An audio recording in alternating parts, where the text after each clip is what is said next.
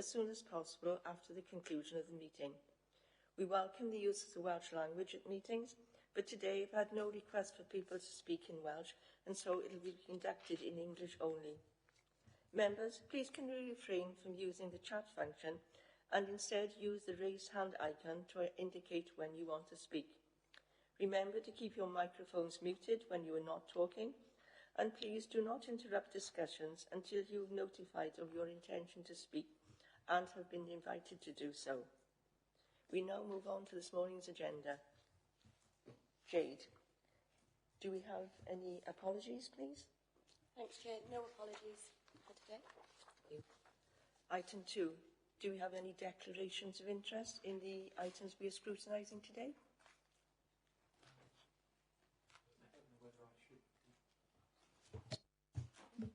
I don't know whether I should declare in this context that I'm a member of the TVA board.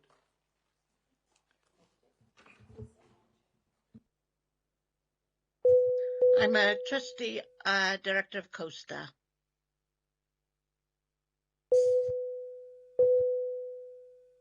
Yeah, I'm the chair of the Thornhill Community Centre. Yes, Can I say the sound is not very good when it's coming through from the chamber? Can't it's hear very you hollow. very good. Yeah. Okay. Okay. We move on to item 3, the minutes of the meeting of the 5th of July. Members, a reminder that these are the minutes of the meeting where we scrutinise the updates on recommendations made by the committee in the previous year, and also the updates on WAO referrals. Could you please state whether you have anything to raise in relation to the minutes? If not, I will take them as agreed.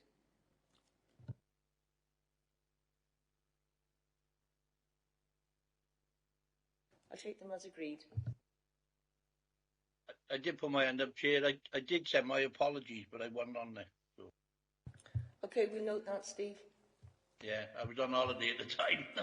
So, yeah.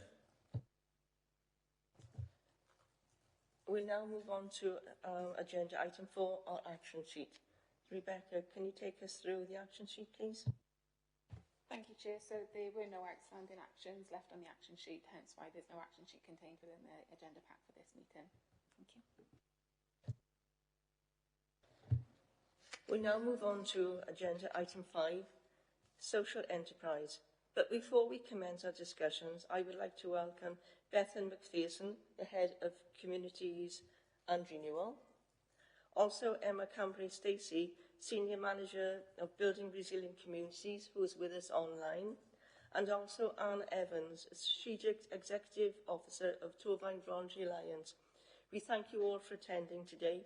And just to remind you, members, that Anne has another committee and will have to leave this meeting at 11 a.m. this morning. Also, on behalf of all our committee, I would like to express our thanks to Abel Cumbran, who hosted our committee meeting on a visit on Tuesday, and to Sean, the manager, who was extremely informative and aided us in our research prior to today's meeting. I now hand over to Bethan to give us a very brief introduction to the report before we commence our questioning. Thank you, Bethan. No problem. Morning, members. All right, I'll give a quick overview and then, over to yourselves for any questioning. So the primary purpose of the report, as set out for scrutiny to consider, is around the Audit Wales report that was produced in December 22, and it was a national study across Wales that outlined and explored the engagement that local authorities undertake with our social enterprise community. It outlines 40 actions within that report and asks local authorities to give consideration to those in informing a future action plan in terms of our support to the sector. Within the report as well, we start to outline and consider the opportunities that might be presented within the emerging community wellbeing strategy as a part of our response to that support of the social enterprise sector. Within the background section, it obviously refers to the Marmot principles, and as a regional PSB, our aspirations to become the first in Wales and to set out as a region, which explores obviously the wider determinants of health rather than just a health-centred focus, and the role that partners as a collective play in working towards that goal in order to sort of extend the periods with which people live in good health, but also life expectancy. And that's across a whole range of areas, including fair employment and employment opportunities and good work for all. As we move on then, that Marmot principle again underpins our approach around resilience within our communities and how that community wellbeing strategy starts to look at that and the role our community in particular plays in giving us some of those solutions, so that communities are actually informing the solutions and a part of it, as opposed to us as a public sector sort of outlining what we believe is the solutions.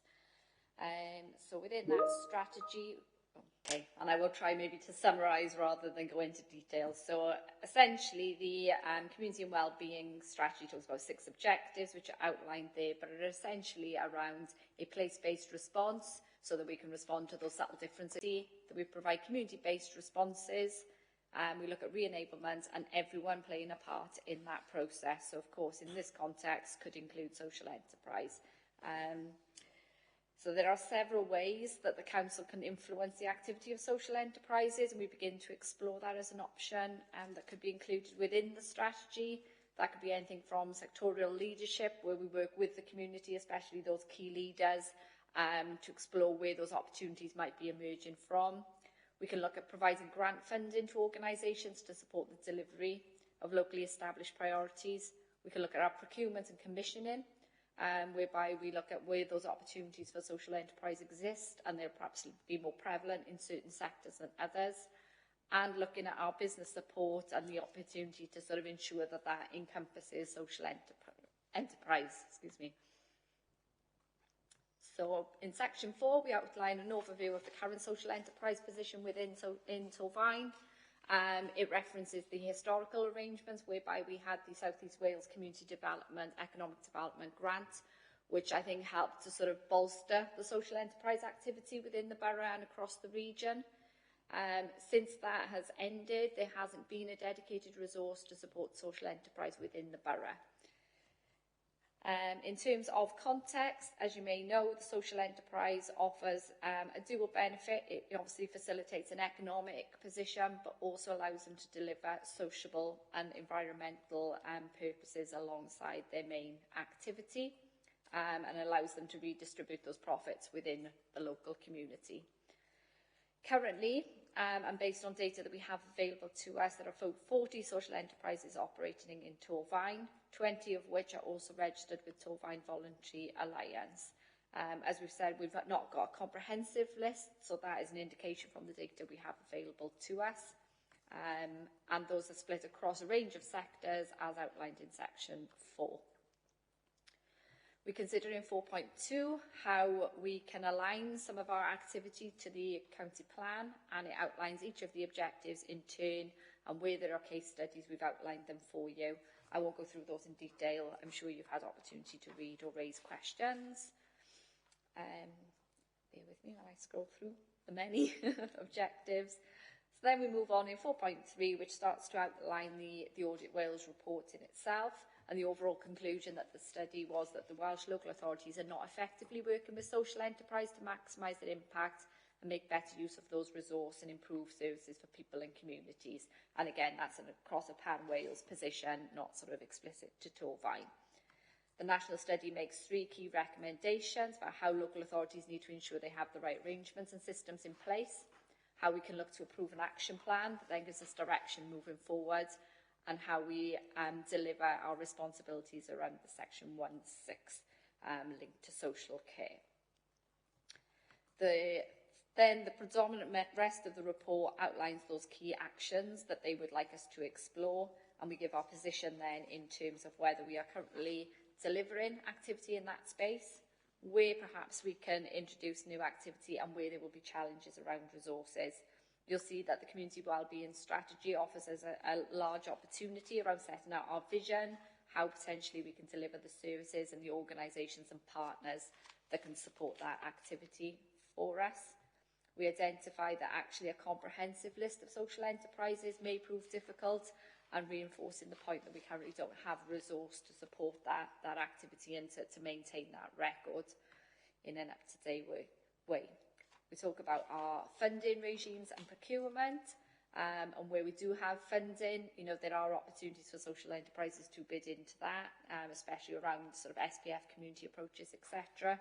And our procurement approaches, again, do not preclude social enterprise from bidding for contracts. Perhaps it's not explicit in gearing themselves up for that. Again, with funding, we don't have a centralised pool of that information. It's retained more at a local service level. So the implications and risks. So by not effectively working with social enterprise to maximise their impact, the authority risks missing out on the potential for social enterprise to help deliver services that can improve people's quality of life. We know the social enterprises support generally more disadvantaged communities, and actually if they're sort of active within an area, it gives them the opportunity to reinvest that funds and retain that wealth locally. So obviously if we're not supporting that sector, there's a risk that we're not maximising that local income retention. And under the legislation, apologies, under section 16 of the Social Services and Wellbeing Act, places a duty on local authorities to promote development of social enterprise to provide care and support and preventative services, so to ensure we're doing that effectively. So, following scrutiny of the action plan set out in 4.3.4, members could make recommendations for further actions to be added to the community wellbeing strategy before it's finalised and implemented. And once approved, sections of the checklist will be adopted, and this would be a performance item going forward for you as a healthier communities or through scrutiny. So essentially, yeah, it's to consider the report, the actions, and any further recommendations you seek to take forward. Thank you, Bethan. Before we start asking our questions, can I invite Anne to see if she had any additional information or comments to make to us, please?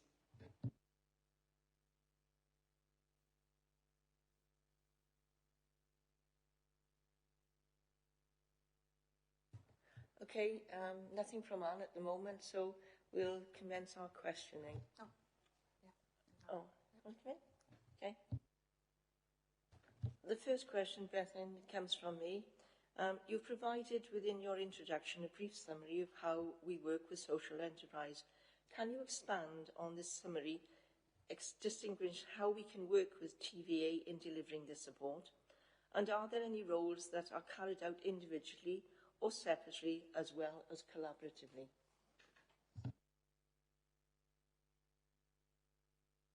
I may draw on TVA and Emma in terms of some of the detail. Please do. So I think as a broad sort of position, I think there's recognition that the current level of social enterprises within Torfaen has reduced, and our ability to support them through a dedicated resource isn't there. However, you know, we are working with a number of organisations that are sort of active within our community to deliver key services. I think you mentioned ABLE, you know, we have community transport schemes, we have the Gansachan Partnership, etc. So there are examples where we support those organisations.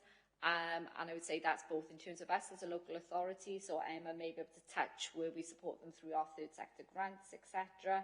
And they help deliver some of our community's approach activity within each of the towns and areas.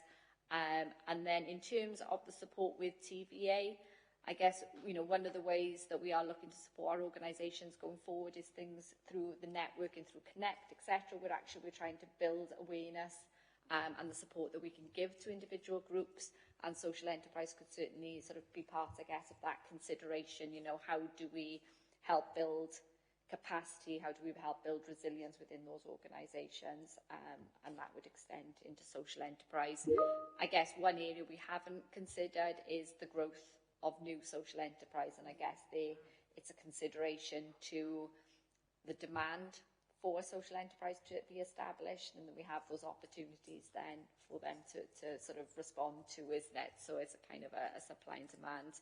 But yeah, I'd probably draw on Emma and Anne, if we could, in terms of some more detailed examples. Yes, certainly, thanks. Emma, would you like to come in, or Anne, please? Yes, yeah, I'm quite happy to come in.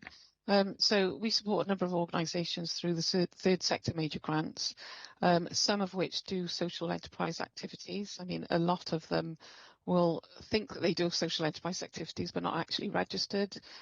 We've got the likes of CoStar, Garnsec and Partnership that are registered through their CoStar's Repaint scheme and the recycling scheme for Garnsec and Partnership.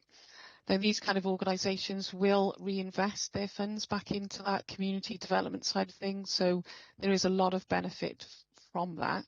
However, some organisations don't recognise that actually they're working in a similar way as social enterprises, which is from a business model, from generating income, reinvesting that investment back into their community development work, but they're not actually set up as social enterprises.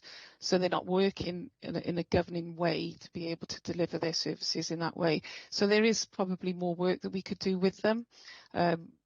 Again, as Beth's just said, we haven't had this kind of resource since 2015, so we are limited with what we can do, but we can work with TVA and support our community groups through that third sector organisations, and maybe just looking at what their models are and looking to see if they should be registered as social enterprises, and then also supporting them with their business plans. And I don't know whether you want to pick up anything else. Anne to come in. Thank you, Emma. Anne, do you want to come in, please? Yeah. And I put some in the chat, actually. I agree with what Emma is saying. We do. And there's a number of organisations, most in actual fact probably, who work in the manner of a social enterprise by reinvesting their funding or whatever it is or whatever back into the business. But there is no specific governing document for a social enterprise, and there is no specific funding to set up a social enterprise. So the only route we can go through in terms of setting them up is like, for example, a community interest organisation, which would be considered to be a social enterprise, but there is no specific governing document for that purpose that I'm aware of, unless you know different, unless things have changed. But no, not that I'm aware. There's no. So social enterprise, it's very broad. Yeah, it's very, very broad. You know, anybody who really is delivering a service for the benefit of somebody else and not making a profit for themselves, other than for rebuilding the organisation, is in fact a social enterprise. So it's very difficult to say. Any questions? Anybody? I think thank you all for your summary. I think it's important that we learn from this. I now go on to question 2, which comes from Councillor David Williams. David. Thank you, Chair. And this is a fairly specific one. Can TCPC support prospective enterprises through the provision of mapping or demographic information, such as numbers of older people, caseloads, etc.? And this relates predominantly to the Section 16 duty, i.e. we are able to sort of say, we've got this data, this may be helpful for you, we can make it available. Okay, that's probably quite a specific one that I may not fully have the answer to, and I may need to go back to sort of colleagues within social care. I would imagine that we have a level of detail in terms of around our need and demand and our market research that sort of underpins that, but I would probably refer that back to my colleagues in social care and come back with a comprehensive response on that one. Thank you, Catherine. I think Linda's got her hand up. Linda, do you want to come in on it, please? Yeah, it was actually back to the first question, really. I know we've got quite a lot of new small businesses that provide a social service in the way of cleaning, meal delivery, that type of thing. So back to what Anne was saying, so would they take their wage and then they reinvest any profit back into that business? They could then be deemed as a social enterprise and more of a social business, because that would widen again the parameters, and they do provide an invaluable service within our communities. Anne, do you want to come in that? But thank you, Linda. That's a good point. But I'll invite Anne to come and respond, please. Yeah, I think you're, that's absolutely right, Councillor Clarkson. Absolutely right. There's a lot of social enterprise going on, but they don't realise that's what they are. But the specific problem is, as I say, there's no specific governing document if they are third sector. and there is no specific funding available for startup. There's no business startup grants that there used to be, but that's the climate we're in, isn't it? But yeah, I would say, as I say, that we do have a lot of social care.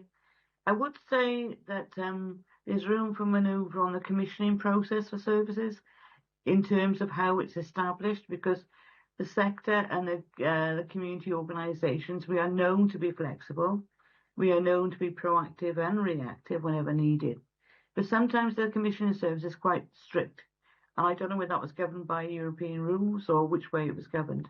But if the commissioning service set out what they want and what they want the outcome, but leave the bit in the middle about how it's delivered a little bit freer to let the sector or so developing social services actually engage more deeply. Does that make sense to everybody? Yes, thank you, Sam. Appreciate you giving some full information. We're now going to go on to question 3, which comes from Councillor Benera. Councillor Benera, do you want to come in, please?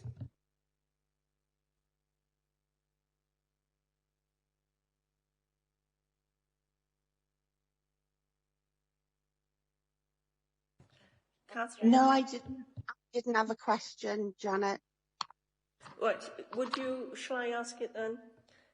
It's questions, and it says, in furthering the activity of social enterprises operating in the community, sectorial leadership, sharing our priorities with the sector, what would be the best way in delivering this, and how can Torvine Voluntary Alliance help us in delivering?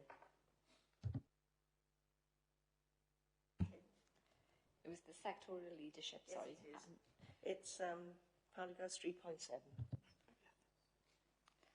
Oh, where's this one?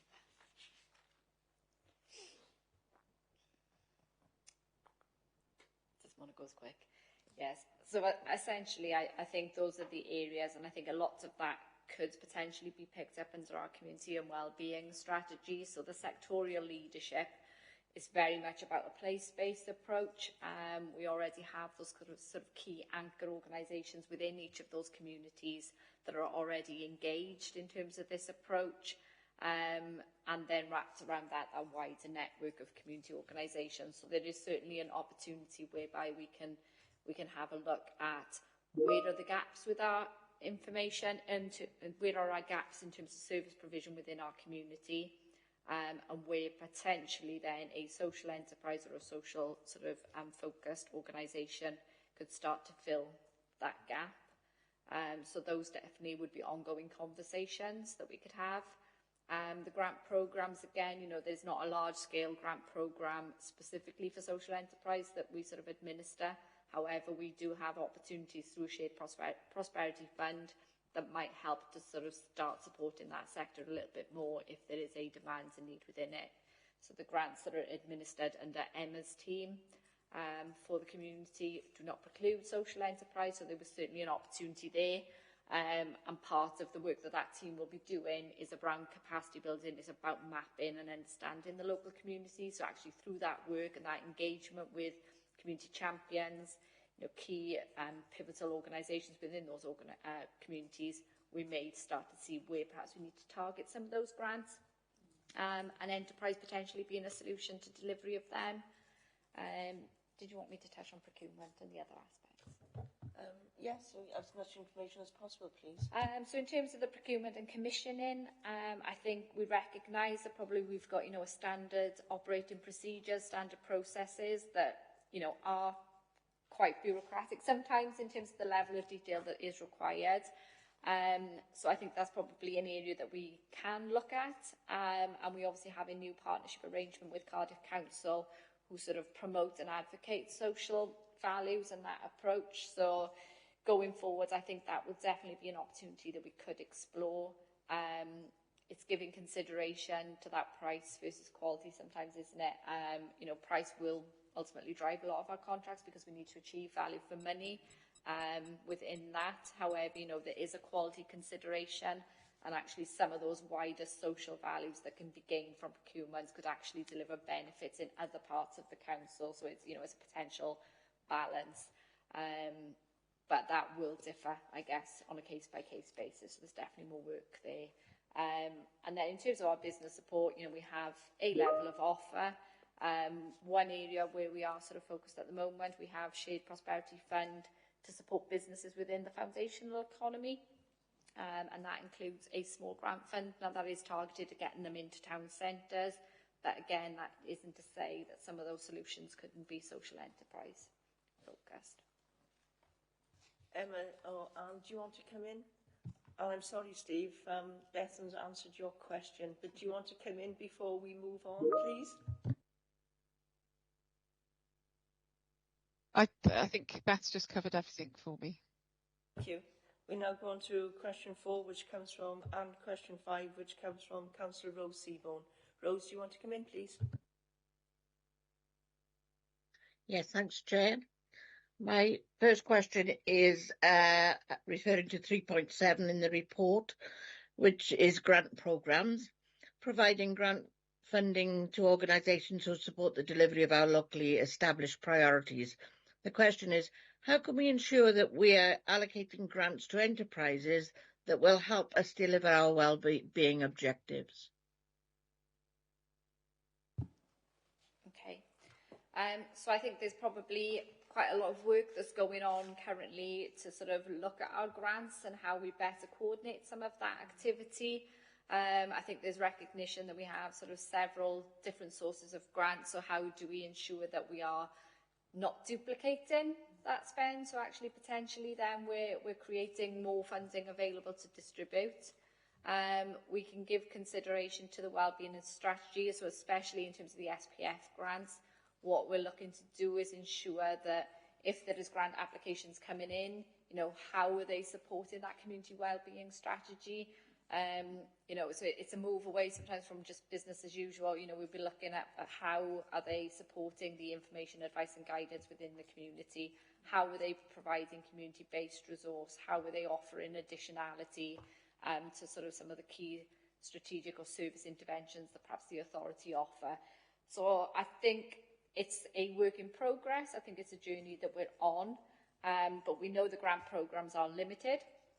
So therefore, it's about maximising what we have, and within that criteria, then ensuring that we're being really clear in terms of what that community wellbeing strategy is asking to deliver, and how then community groups can contribute to that conversation and that delivery. And that's part of the wider ongoing piece of work we're doing in terms of engaging with our community groups, the work that TVA do, the work that Emma and her team does, to really understand what's going on in the organisations and actually having those conversations. So I think we are definitely looking about ensuring we're clear on message and that our grant programmes almost embed some of those principles into our ask going forward. Rose, do you want to come back in, or you? Yeah, I'll come back in with the next question, please, Chair, because it's part of the same question, and it's how are we ensuring our social enterprises are aware of new potential grant funding streams, and do community connectors have a role in this? I'm aware that TVA sends an email out to those that's registered, but there are lots of other organisations out there that are not members of TVA and don't have an opportunity to know what is out there, and how do we ensure that they get to know that? Okay. Thank you. So yeah, TVA is one strand. I'm working with TVA. We also have the Connect platform. So in terms of a digital response, the Connect platform is one that we're looking to grow. So that almost becomes a key source of information, both in terms of community groups and individuals. So for those that are currently members, then that, you know, is a good sort of platform to source that information from. And we're also trying to encourage the growth of that platform as well. So if we are working with individuals or newer established groups, that actually part of the conversation is about bringing them into that network. So that would be sort of one part of it. Obviously, we have a large building resilient community teams that is very much out there in the community, and some of their work will be about supporting the establishment of new. So I guess it's at that point they could be having that conversation about sort of availability of grant. What I'd be encouraging as well, though, that it's not just about the availability of grant, it's about that wider support as well. Because a grant isn't always the solution, is that, you know, it's about actually what what resource do you need, what training do you need, how do we build in sustainability, how do we share across the network, so actually that resilience is embedded within our communities.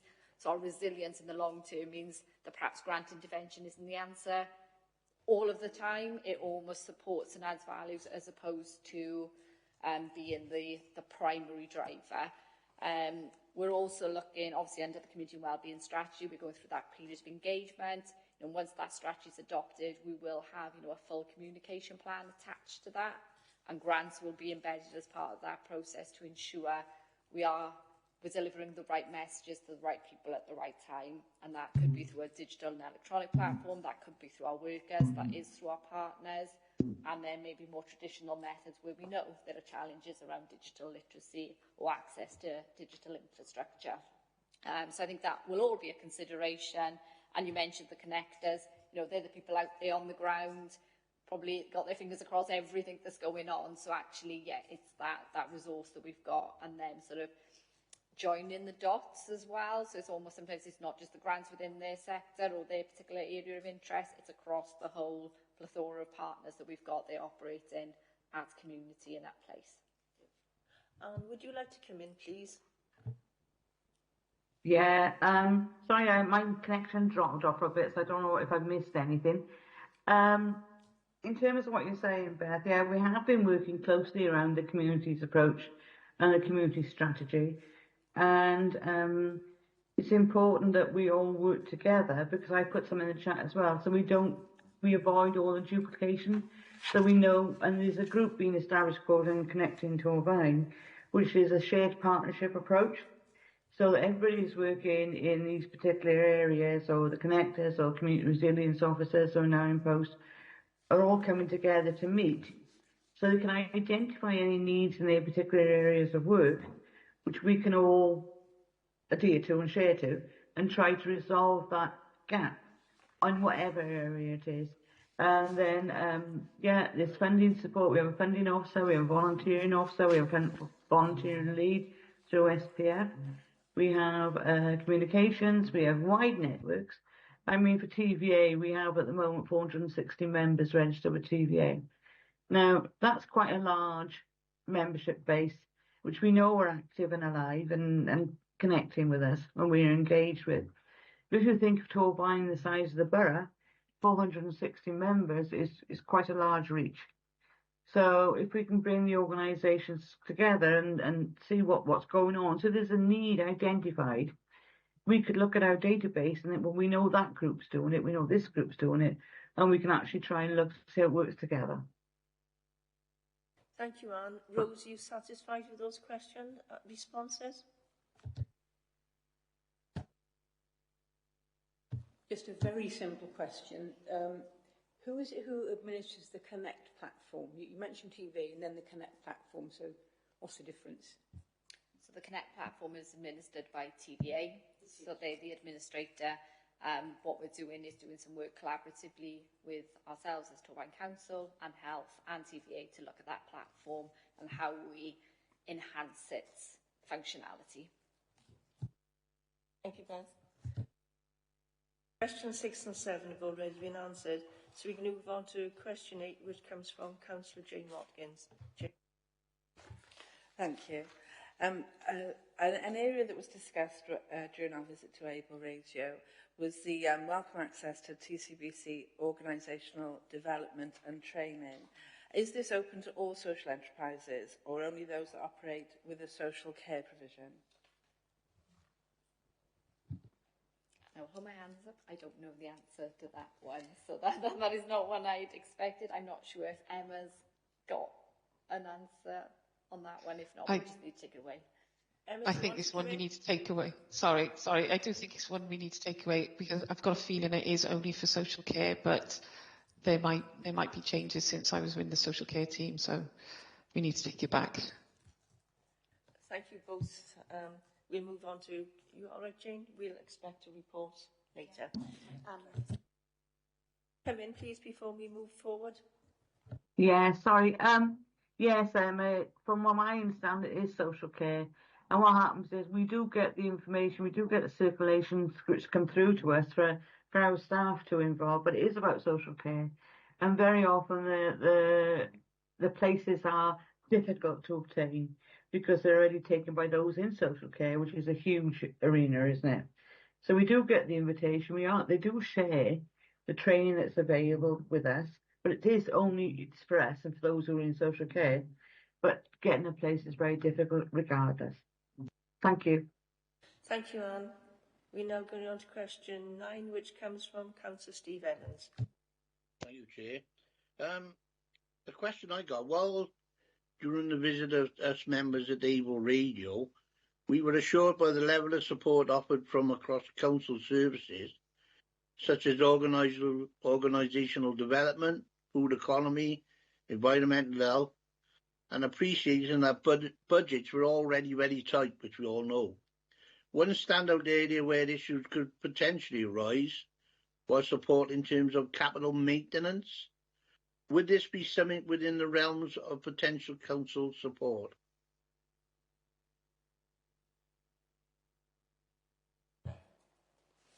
I'm wondering whether, did you want to come in on this one, just in terms of any capital grants or programmes that we support in that area? But I imagine it's limited more broadly. Yeah. Okay. Yeah. So with the capital grants, we've for this year through SPF, we've got a limited budget for capital grants, and it isn't focused on maintenance. It's very specific about key outcomes for the grant, which looks at carbon reduction and environmental factors. However, other partners along the council, so in our economy and skills team, we've got other grants that could support elements of the capital investment and maintenance. I'm not too familiar exactly of what their outcomes are, but I'm sure we can come back to you with a wider answer on that one, Councillor.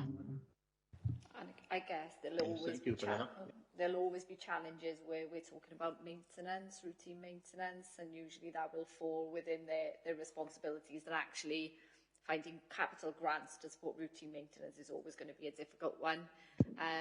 I guess, is there scope to look about how innovative and creative you are, picking up on Emma's point around sort of energy measures, etc. You know, there may be grants that would facilitate that kind of activity that would help undertake some kind of transformation within buildings, but maintenance is usually a difficult area. So I think it's about sort of not over-promising in that space because, you know, grant programmes are very, very limited. Okay, Jane, do you want to come in? Okay, Steve, do you want to come back in before I invite Jane?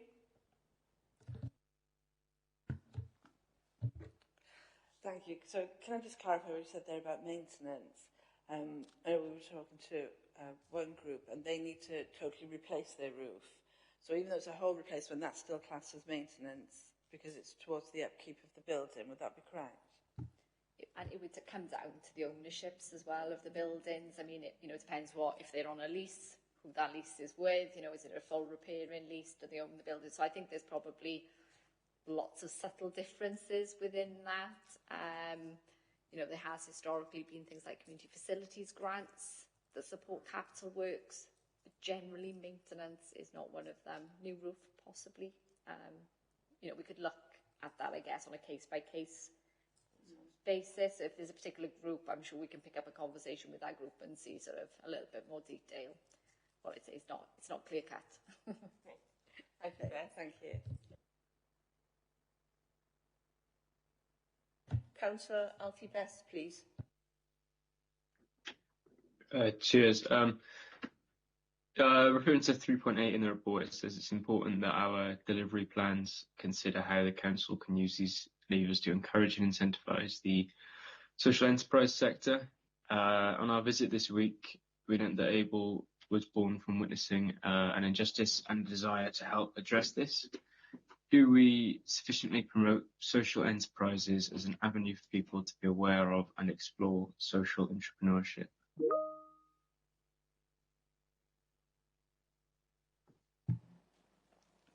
So in terms of, I think it was a bit blurred, but I think the question is predominantly around then our social enterprise sector supporting wider social entrepreneurship opportunities. Yes. So I would suspect it's probably an area where we could do more. So I think it comes back to our original point around that we don't have a dedicated resource currently that sort of promote, whose primary role then is to promote and advocate social enterprise. However, I think there are probably examples where we can start to grow that. So again, when we talk about the foundational economy officer, you know, he may come across young people who are looking at business startups and entrepreneurship and actually then could make those connections and networks into our existing social enterprise sector. And by way of experience, volunteering, placements, you know, those kind of opportunities, potentially mentoring as well. We also have other projects, and I'm just thinking on the environment side of the world, we have a team who are looking at supporting young people within entrepreneur space. So again, you know, are they making the right connections? So I think there's definitely opportunities where we can expand that. I'm also thinking about our employability and skills teams. So that would cut across both the young people, sort of the age group 18 or 16 to 24. So again, we're always looking at opportunities of placements and experience, and sometimes entrepreneurship is a better route for lots of young people. So I think we have the makings and the opportunities, and I suspect some of that is happening on an individual sort of ad hoc basis, or perhaps what there needs to be is perhaps just a consideration of how that is packaged up. So I definitely think there's opportunities, and again, it's whether we embed that within the community and wellbeing strategy as a specific area that we wish to consider. I think probably one thing as well that cuts across all of this is remembering around the scale of some of our enterprises as well. You know, we've spoken quite a lot around very community-focused social enterprises. We also have larger enterprises that are operating within the borough, sort of, you know, whether they be national, regional, or sort of local but large-scale enterprises. So some of the challenges won't apply to them, but some of the opportunities will, in terms of facilitating that kind of activity as well. Thank you, Beth. Anne or Emma, do either of you want to come in, please? I could just to reiterate Beth's point that I do feel that there is a gap and there is a need for further support and mapping those services also that could provide that entrepreneurship, and also working with our existing businesses and focusing on their corporate social responsibility to be able to enhance those opportunities for younger people. Yeah. Thank you, Emma. Do you want to come in? Sorry, can I come in? Yes, Emma, again, we agree with you. The thing is, what we're also looking to do as far as we can and in a constructive way is form closer links with the business community generally. Because when there's businesses, when they do development, and they generally have social aims, and I don't think as a sector, as a community or whatever, we are not making the most benefit to those social aims that are incorporated with business. And so we have linked with the Foundation Economy Forum. So we talked to them quite a lot about this, and we've also, but it's about making the use of those best benefits from the social aims that are included in business. And part of our awards thing is about working with business, and the businesses sponsor award, and that makes the connection, also makes the connection with the individuals and communities. So it's not a quick fix. It's not going to be it's not going to be solved, but it will develop over time. Thank you. Thank you, Anne. Alf, do you want to come in and ask any supplementaries, or are you satisfied with your responses? No, they were good responses, yeah. Very interesting. Cheers. Thank you. Question 11 now comes from Councillor David Williams. David? Thank you, Chair. Yeah, a fairly simple one, I hope. Since 2015, as it says in the report, there's been no dedicated social enterprise support service in Torvine.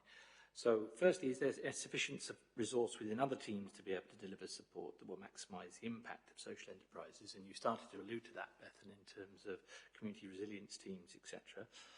Or is there perhaps scope for partnership approaches to fund a support role, perhaps working with the likes of Bronavon or Mellin or a neighbouring local authority? And the other thing that has come to my mind in relation to the previous question is perhaps also connections with the likes of Coleg Gwent when we're looking at promoting social entrepreneurship. Okay. So So I think probably the quickest answer is no, there is no dedicated resource, and that's probably consistent across everybody. I think what we do have is an opportunity for it to form part of activities that officers do. So that, again, that would apply for the foundational economy officers. I would expect them to engage with social enterprises if it linked with either the town centre ambition, but we have another officer, so absolutely somebody like that could incorporate it within their role. As we alluded to, the Building Resilient Communities team is around sort of how that community's approach can enable communities to do more, and therefore, again, if social enterprise is part of that solution, or there are existing enterprises that can facilitate some of that activity, then, you know, the expectation is those officers will be having those conversations.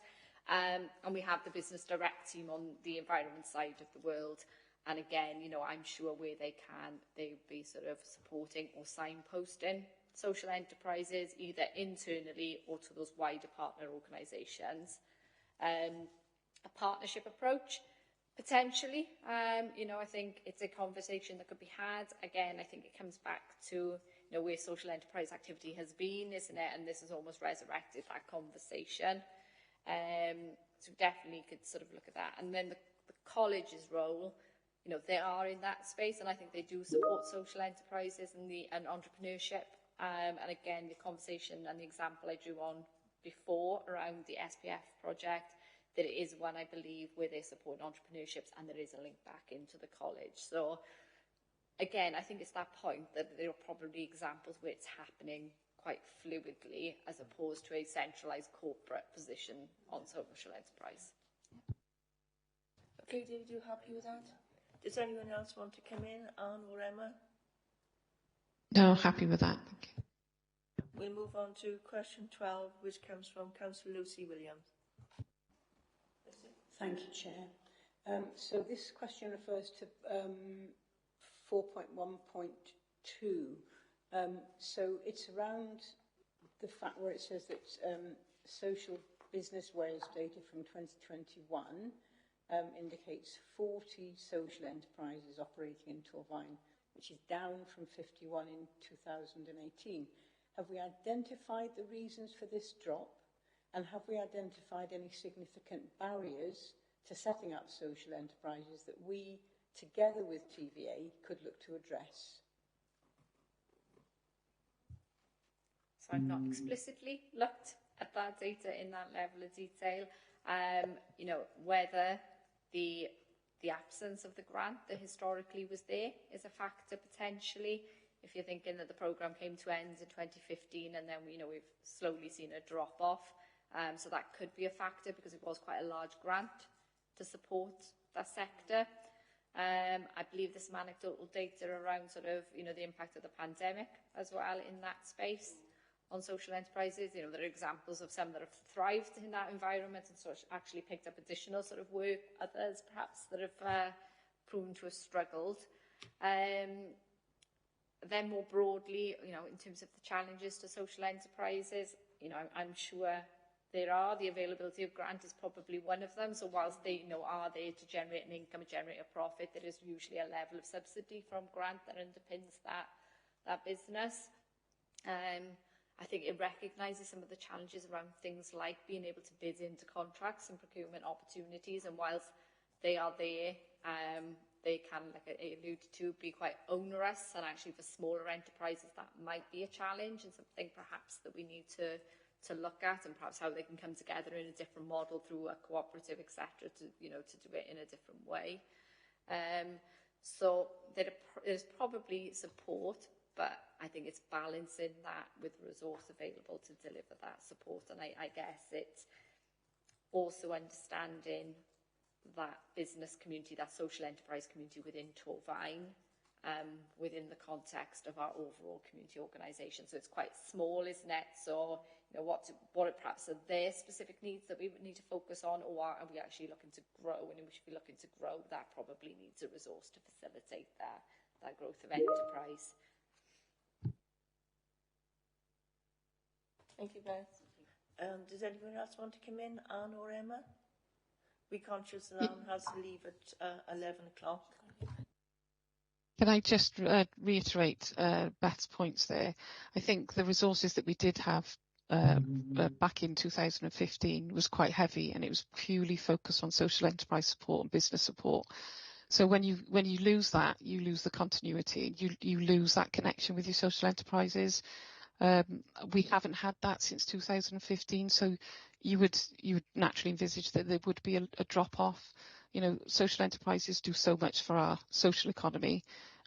When you lose that support, you're going to lose that social interaction as well as additional added value to those social enterprises. So whilst Beth has just highlighted every element of the reasons why we've probably had a drop, I do think, you know, that additional resources that we previously had was key to making sure our social enterprises were successful. Thank you. We're conscious that you have to leave at 11. We thank you for joining our meeting and for your contribution. It's much appreciated. Thank you very much. Thank you for inviting me. Anytime. Bye now. Thank you. We now move on to question 13 from Councillor Jane Watkins. Jane.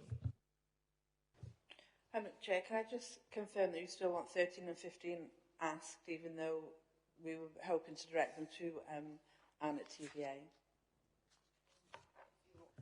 If you don't mind, I think we need to go because Beth's and your Aunt Emma's still available. Okay, yeah, that's fine. So 20 members are registered as social enterprises. Do we anticipate that there are additional social enterprises operating within Torfaen who are not members of TVA, so they're not receiving the same support? Okay, so probably wouldn't be one for Anne to answer. I'm just wondering whether there's a little bit of work that could be done where we compare the data that suggests there's 40 social enterprises within Torfaen against the 20 named members of TVA to see actually if we can get the list of that 40, and that would quite quickly then enable us, wouldn't it, to do a quick cross-reference, and actually if they aren't members, you know, a potential reach out, isn't it, from TVA to explore the reasons why and actually encourage them to become members. So that would probably be my starting point, you know, just to sort of understand that discrepancy in those numbers. If that data isn't available, then perhaps it's something we find out more anecdotally through the work that we have going on, or potentially, I'm just wondering, you know, we have some more regional and national organisations that support social enterprise, things like Compass. So, you know, is there a conversation there, if we want to understand the landscape a little bit more locally, whether they would have information that would enable us to sort of paint that picture? So I think there's two routes. What data we've got, a bit of a comparison, and then if not, you know, how do we draw on some of those larger organisations and any information they have available? David, do you want to come in, please? It's just to second that, because actually that's what I was going to suggest, that perhaps we should look at getting some data from a national organisation like Compass as well to make sure we've covered up all the bases. Thank you. Anybody else have anything to say before we move on? On now to question 14 from Councillor Linda Clarkson. Linda, do you want to come in, please? Yes, thank you, Chair. I'm sort of referring back to paragraph 4.1.3. We've acknowledged that there's no definitive map of the type of contracts or organisations that our social enterprises are delivering, and that it would be impractical to try and deliver that within the current resources. But is there something that we could possibly link to the current work stream ongoing with mapping community assets, and pick up some of them from that direction? Because it would seem that having more of a definitive map would aid us greatly in not only supporting social enterprise, focusing the support more effectively, but also now signposting sort of what's out in our community. So it's again looking at a limited resource and maybe linking into something else that's going on, which may pick up that valuable information. Does that? Yeah, that seems like a perfectly reasonable approach to me. I guess it kind of links back to the previous question, doesn't it, in terms of understanding the differentiation between the two figures.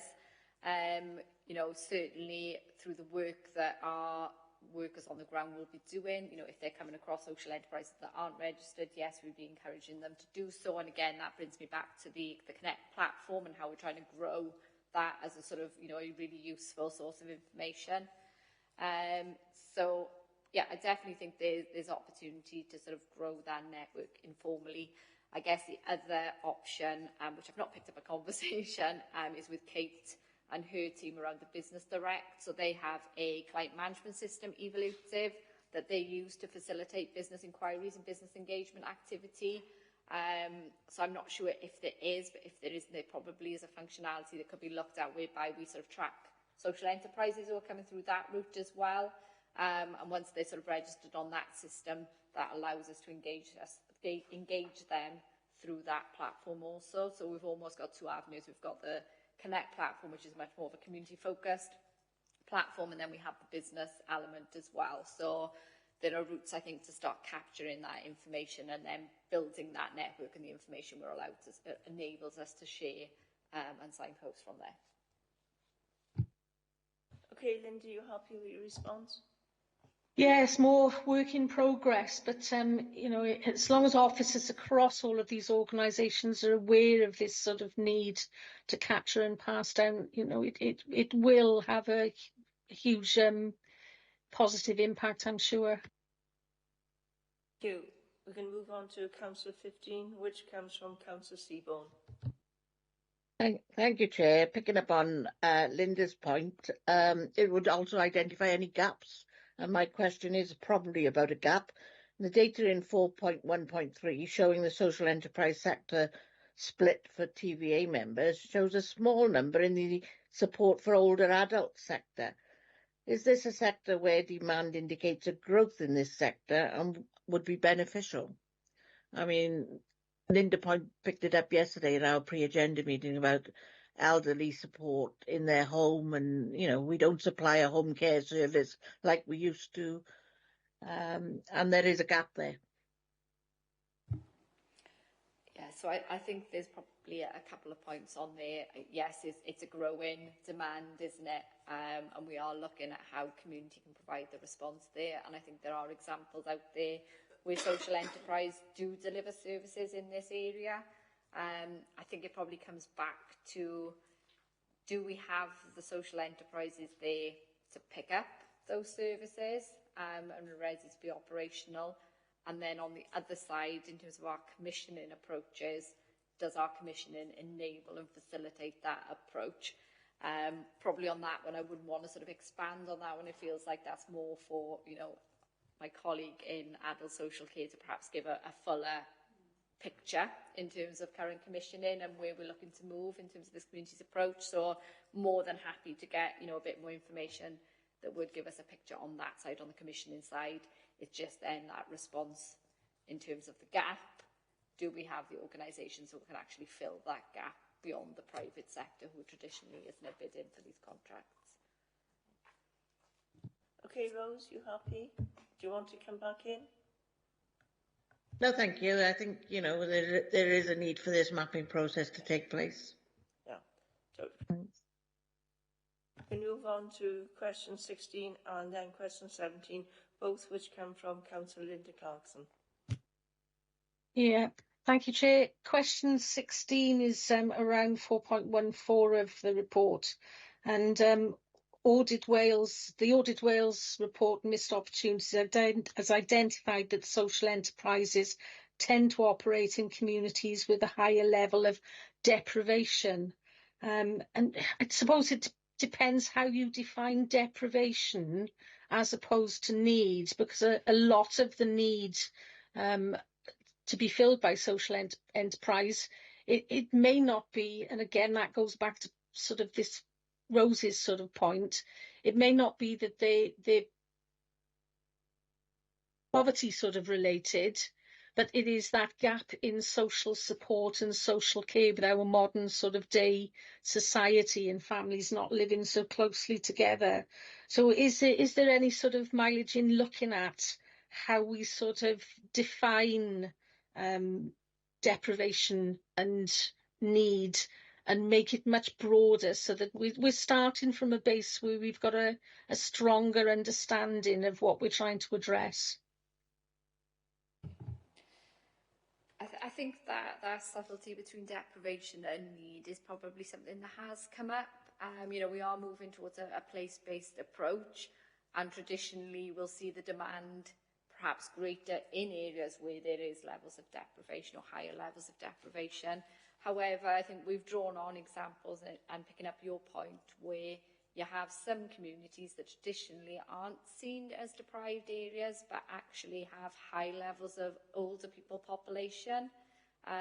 So actually with that ageing demographic, what we could see is a greater level of need coming out of those communities by the nature and their makeup. So I think that has been picked up, and we are cited on that point, that we don't lose sight of the opportunities or the things that we need to look at in those communities and become solely focused around that conversation about deprivation, isn't it? Because what we talk about in the strategy is about resilience as well, and actually anything in somebody's life could trigger a point of, I know it refers to crisis, but it could trigger a change in somebody's life and their resilience to service, and that doesn't always mean an area of deprivation. It might be heightened or more likely in an area of deprivation, but it doesn't mean that it doesn't happen in our other communities. So I think we are cited on that within the strategy, and something that we would pick up as part of it. So I think it's a really interesting and valid point, but one that is noted. Right, thank you.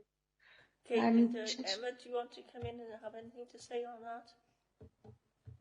No, I think Beth's covered that off. Thank you. Hey, Linda, do you want to go on to your next question, please? Yeah, slightly modified. Thank you, Chair. You know, we're all appreciating that this is a huge piece of work, and we're quite early days in sort of tackling it within the outcomes of the Missed Opportunities report.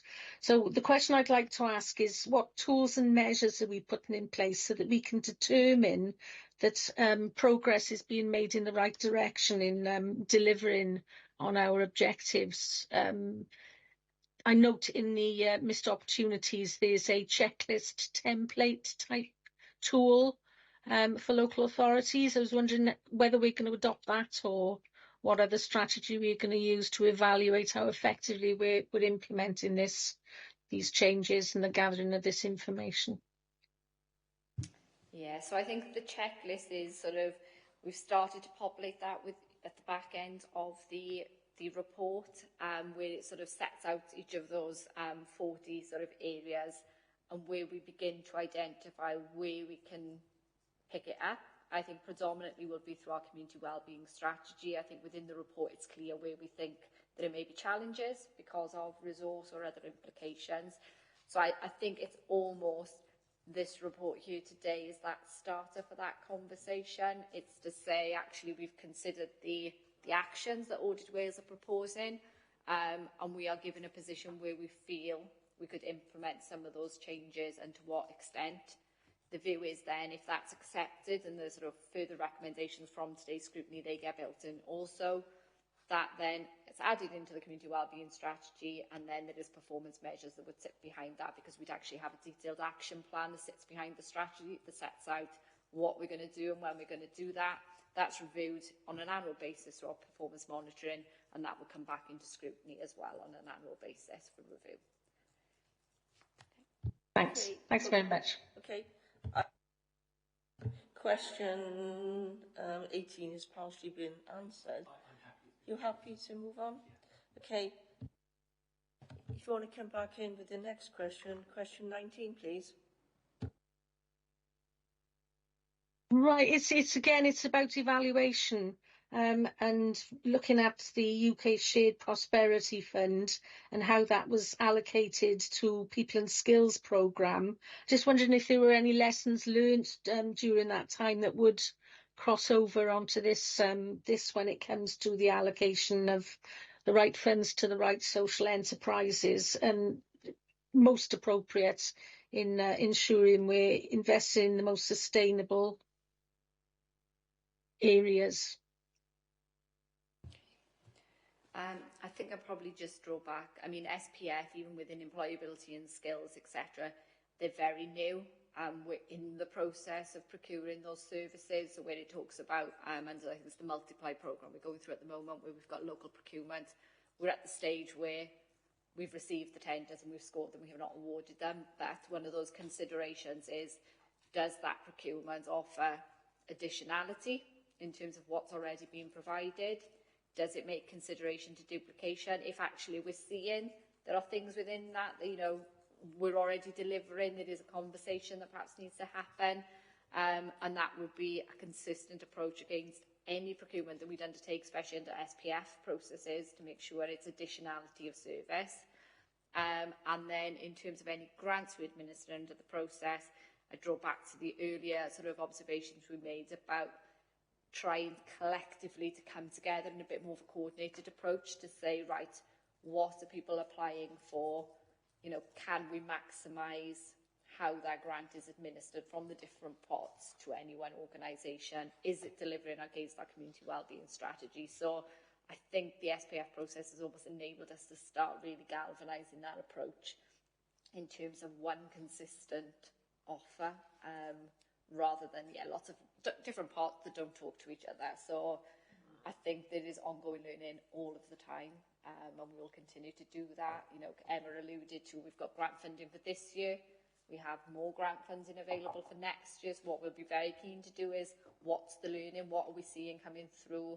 You know, where perhaps are we not hitting the things we expect to? So how can we then revise the process to ensure that isn't the case when we've got even more grant funding to administer out the door next year? Thanks, that's very reassuring to you, thanks. Do you have anything to say, or are you happy with everything that's been said so far? All okay, thank you. Right. Councillor Lucy Williams. Thank you, Chair. So this question is relating, it's very specific, and I recognise we might need the info from other departments. It's relating to the case study on 4.2.2, where it says the social care day opportunities team emphasise social value and commissioning, creating more opportunities for social enterprises to enter the market. There are currently several social enterprises providing day opportunities. So really, this is about the kind of information finding, but it would be useful. This came from our conversation with Able yesterday. So wondering what other, we're not aware, or it'd be useful to be aware of what day opportunities there are that are also social enterprises. I don't know if we've got more specific information about that. I don't. This is where Dave would be helpful, because obviously it covers both of Dave's world. So absolutely more than happy to go and have a conversation with Sarah from the adult social care and just get that information for you, rather than me trying to fudge a response. Can I maybe just add an observation which is coming from the other questions? It definitely seems to be becoming more and more clear that information gathering is going to be from across several teams and several officers. And this is an example, so I guess that going forward, that kind of departments talking to each other is going to be really important. That's just an observation. And I guess then it's just that consideration to identify a resource, if we have it, in terms of who coordinates that activity. So I think that's a point we need to take away and consider. Okay, anybody want to come in, or can we move on to our next question, question 22, from Councillor David Williams.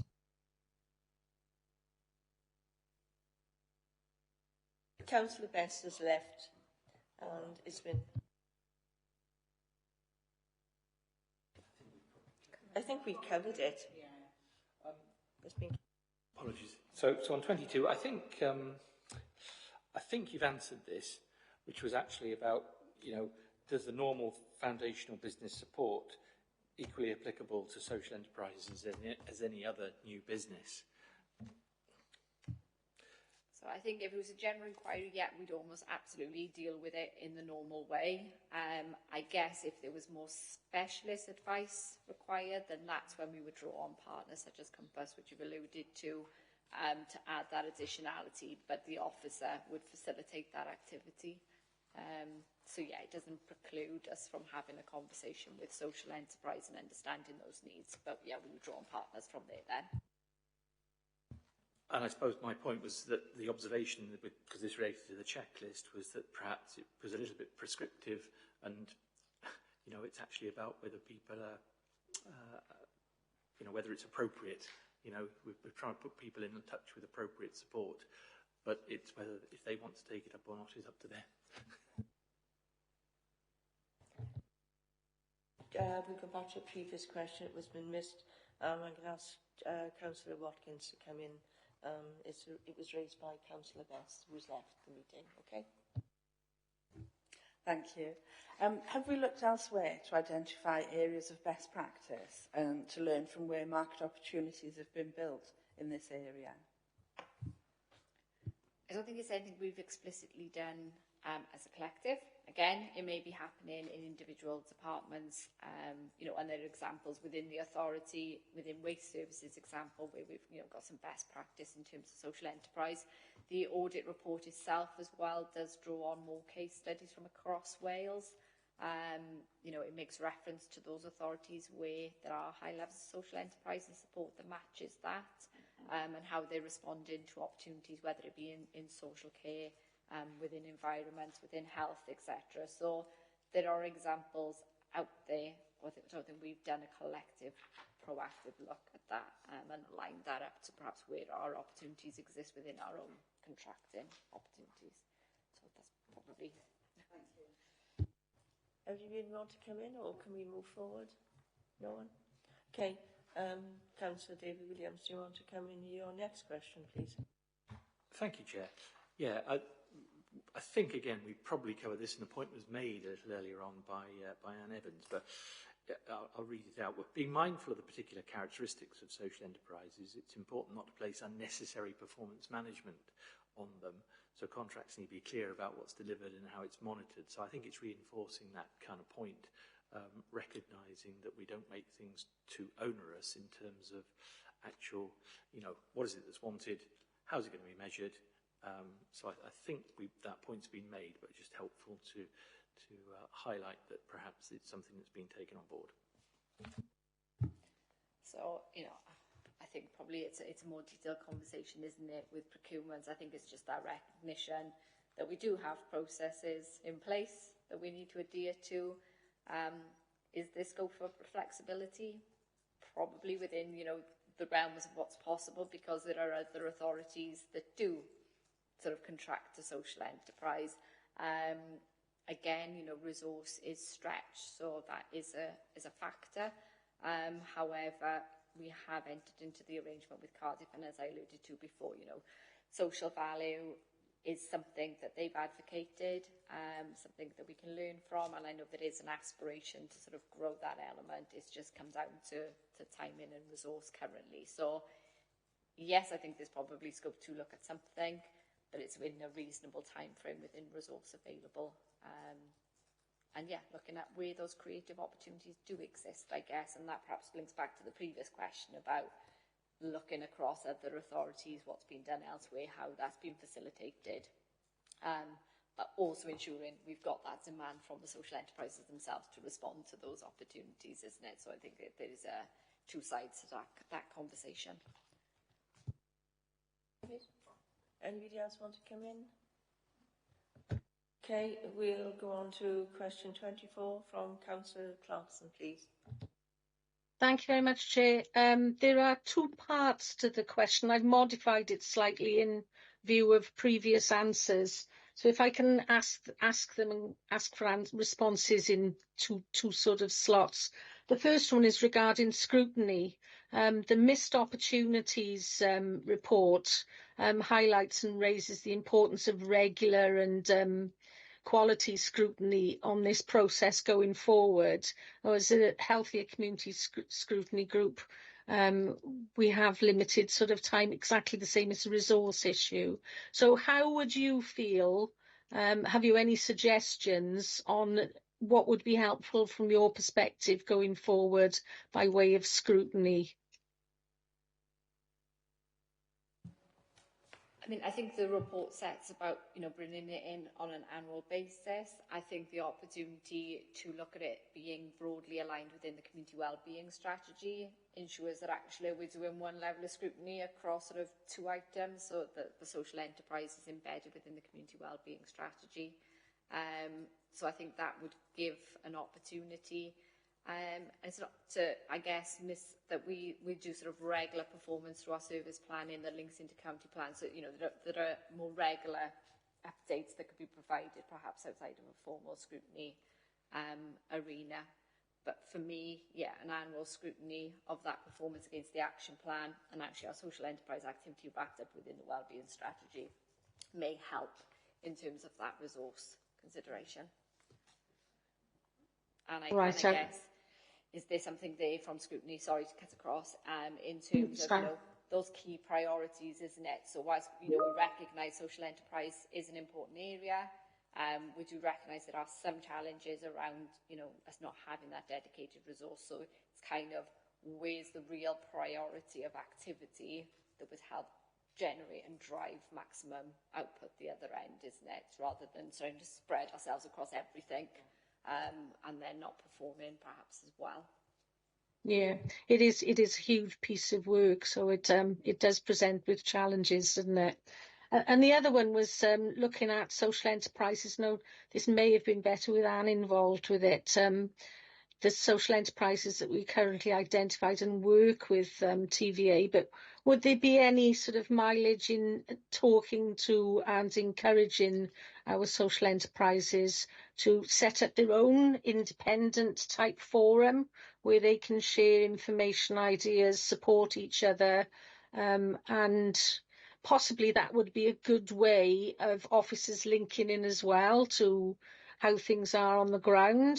That's something similar to, because they're more sort of business community orientated rather than statutory services orientated, something similar to sort of how the round table, I suppose, works, but that sort of independent sort of body working together and advising together and assisting each other, really. Yes, so in principle, I think if the appetite is there from that sector, it's certainly a conversation that perhaps could be had, but I guess it's that recognition around momentum, isn't it, to maintain such a network, and that be driven by the sector themselves. I guess Anne would be better placed in terms of the arrangement that we currently have for supporting the voluntary sector, and whether there's an existing forum and whether the enterprises are part of that conversation. I know in other areas where I've worked there has been a voluntary sector forum where all of the sector is representative, and that would include social enterprises. So perhaps sort of clarifying that. And then we do have the Economic Forum, again, which is the business focused network. So again, I guess, is there a conversation around determining, do they engage and do they have membership from the social enterprise sector? And if not, is there anything that they would want to do in that space to try and drive up membership from that sector and perhaps create an area for social enterprises to discuss? So I think there's again, it is about conversations, isn't it? I think this is an opportunity for us to just review where we are, but certainly those would be two strands that I would maybe explore before setting up something, again, that's independent of anything that might be existing. Yeah, if I could just come back in there, Chair. Talking to my local social enterprises, it can be a very lonely business and they don't seem to be linking in so well. So it is that conversation about how we get the information out, that this is available, that they can join in with it, that what help it could provide, what support it could provide. And it would help with the duplication as well, because we've got new social enterprises setting up which are in a way duplicating others because they weren't aware of the others. So it could have, somewhere again, we could signpost as soon as we became aware of someone interested in setting up a social enterprise. We could send them in that direction for the wealth of knowledge and information that would obviously be there. But I would guess that would be a TVA based conversation to start having with social enterprises they're already in contact with. Yeah, again, I think it just brings me back to that point where we were talking about, the current discrepancy in numbers. That feels like the starting point. Let's get a list of what we know to be existing. We try and encourage them to engage either through the Economic Forum or the Connect or TVA sort of route, and that potentially then becomes an enabler to facilitating sort of conversations between themselves, or for us at least to push messages out to that sector, which shouldn't be too resource intensive. I guess it's just keeping it up to date. But some of that then is the onus on the social enterprise, isn't it? If you're new, register here. If you change your details, etc. So it's that messaging, isn't it? And putting some of that on the organisation as well to limit the implications for the organisation facilitating. Okay, David, I know you want to come in, and I think Lucy wants to come in. So, Linda, have you got any other responses? No, just more work for me with my social enterprises locally, signposting them towards these organisations. Thanks for the answer. Okay, David, then Lucy, and I think Rose wants to do that as well. Yes, thank you, Chair. This was just a quick point of information. I know that certainly there used to be a social care provider forum that was open to all types, including social enterprises. I know some were involved and TVA supported that, but that was prior to COVID. So whether that still exists, I suspect there's probably a little bit of a checking out to do. And I suggest, as you've made the point, useful to go back to TVA to see if something exists. I'm also aware that there's sort of the Mental Health Alliance that brings together organisations of all types who provide mental health related services. Again, it's awareness, isn't it, knowing that some of these things are out there. Lucy? Thanks very much. Looking at the scrutiny aspect, Beth, I don't know whether this is a suggestion maybe. Looking at the 40 recommendations, I wonder if there would be a useful piece of work in actually looking at them and seeing which ones are actually applicable, because it's a lot of energy if you're trying to kind of look at all 40 recommendations, and they might not apply to all of it, they might not all apply to Torfaen. So I wonder if it would be a helpful piece of work for you just to eliminate the ones that don't apply and prioritise the ones that do, because it would make the scrutiny process a lot more focused. That was simply my observation. And, I think if you look at the tail end of the report, we've started to consider that, and, looking at it, I think there are sections that can almost be grouped where we talk about visioning and communication and clarity of message. I think there are probably 5 or 6 actions that sit broadly in that spectrum, so you could probably consolidate that into one area and work through that. And I guess the action plan perhaps will set out timelines as well against some of these, so whereby the majority may apply, it's how we then prioritise something like the procurement activity, which we know, is not as advanced in terms of, pace, that perhaps that could be something that we will look at, but being realistic that isn't going to come forward within a given time period, whereas actually some of the visioning can come forward much more quickly because we're already in a place where we're looking at the wellbeing strategy. So I think the action plan and consolidation is probably a good way forward, absolutely. Okay. Rose, do you want to come in now, please? Yes, please, Janet. I just wondered, I run a community Facebook page along with Jane, and there's lots of small business enterprises that pop up on there, and I wonder if we take into account of supplying them with information and signposting, as Lynn says. I mean, only yesterday I think there was a hoarding advert, somebody requiring a sort out of their home. And there is a lot belonging to health and well-being agenda, and I just wondered whether or not we take into account our local community Facebook pages. Yeah, I think that's something we can take on board. And again, that for me comes back to the community and wellbeing strategy, isn't it? And that community's approach, and communities, where they can, doing this information is what they do anyway, and actually leaning on that as a resource that actually you're already doing it, isn't it, rather than duplicating effort. But yeah, absolutely, we can take that on board. Okay, thank you. We've gone to our last 2 questions. Question 25 comes from Councillor Steve Evans. Thank you, Chair. What long-term assurances are there to ensure social enterprises remain sustainable both financially and in terms of delivering consistent service provision?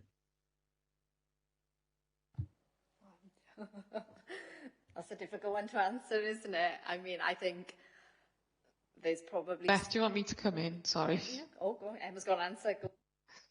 I think, having previously worked on the social enterprise network strategy, what we do find when working with social enterprises, they work, like I said before, on a very focused business model. So they're not just looking at grants to keep themselves going, they're looking at procuring business themselves.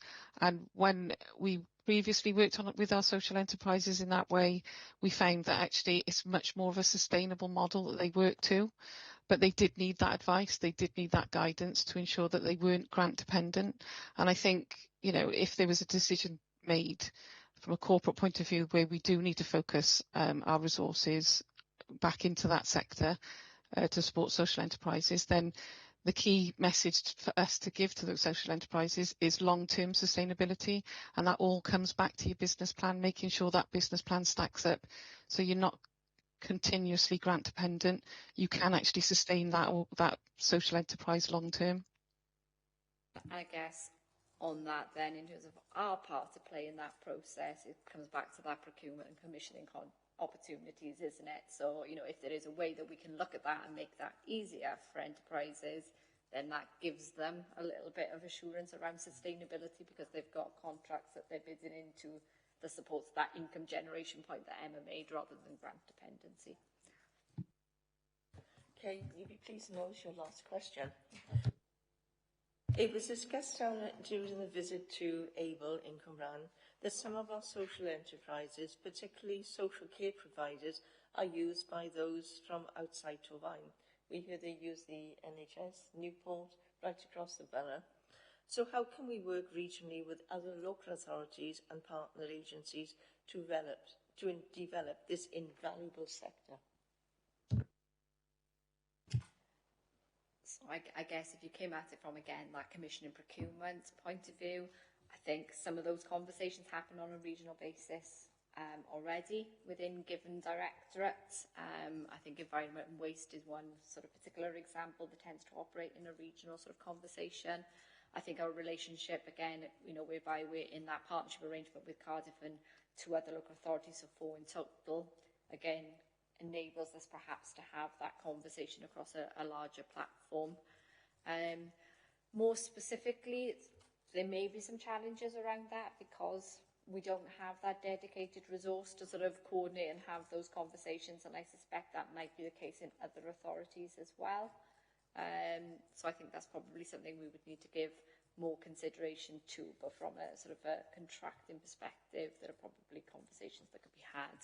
And again, I guess is where some of those larger national or regional organisations are looking to step into the space and help maybe with those conversations on a, you know, on a regional platform and engaging with local authorities, you know, whether they see a role for themselves in that conversation as well. So I think there are opportunities, but yeah, just to be mindful about managing that expectation there. Okay, thank you. Does anybody else have any supplementaries? It's not specifically a supplementary, but given obviously all the work that's been looking at in terms of the Audit Wales report, is an Audit Wales follow-up expected? Because obviously it's a bit about when you prioritise doing the work. To be honest, I'm not sure, but yeah, I suspect, I guess what we want to be in a position as Torfaen is that we have taken on board, we've made consideration, and should that audit happen, we can demonstrate that we've listened, we've got a response, we've got a plan, and that's been scrutinised by scrutiny. So I suspect at some point, yes, but let's be on the front foot, isn't it, and prepared. Thank you.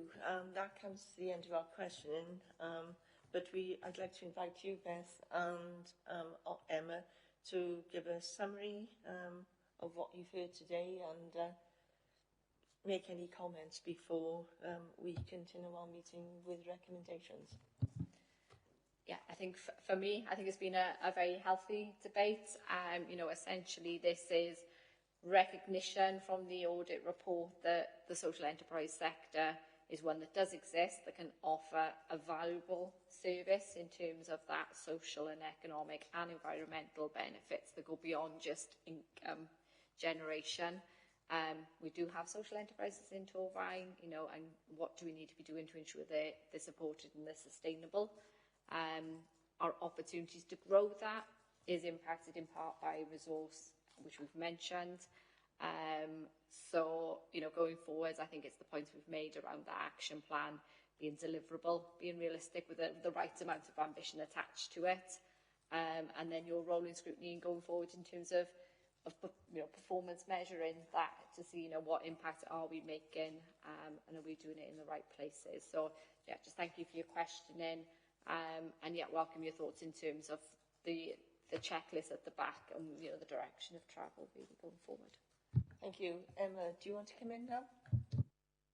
Just to say thank you again to everybody, but just to recognise that I think across the local authority there are lots of different projects that do support not just the community projects but social enterprises. But if a decision is made to focus on this, I think it is really beneficial for us as a local authority to collectively bring that data together so that we can monitor and we can scrutinise in a way that we haven't done for such a long time, because there is a wealth of evidence that shows that social enterprises do actually bring a lot of benefit to the communities that they live in or they work in.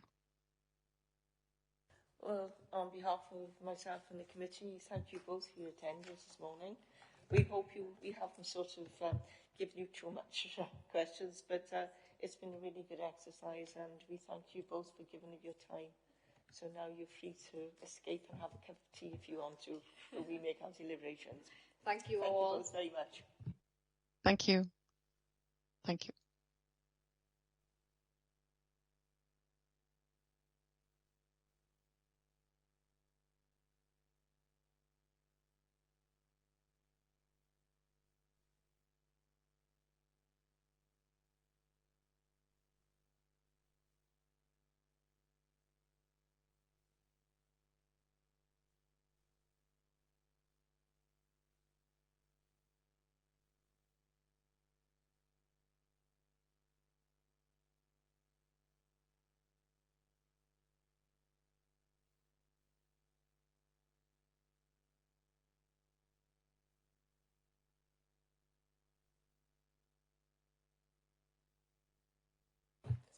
Members, now that we've finished that part of our meeting, can I remind you that our overview scrutiny meeting is still in formal proceedings and is still being webcast. Can I refer you now to the scrutiny activity and invite you to offer any recommendations?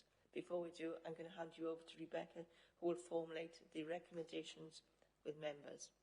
Beck. Thank you, Chair. So, members, if I can draw you to the scrutiny activity just quickly, which is on page 21 of the agenda.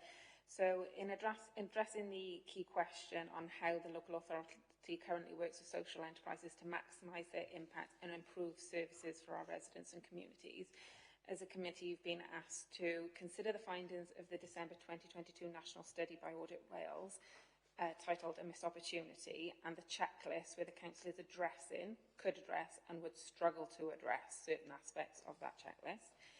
Then you've been asked to determine whether the authority is offering suitable and sufficient support to maximise the impact of social enterprises within the borough, and offer your recommendations to the executive member for communities on areas for improvement and development. So if, first of all, I could draw your attention to the actual checklist, I think that may be a suitable way to move forward in terms of your recommendations. Now, I did send a colour-coded version yesterday. So, if I can just bring mine up. If I draw you to the first part of the checklist, now you'll see the first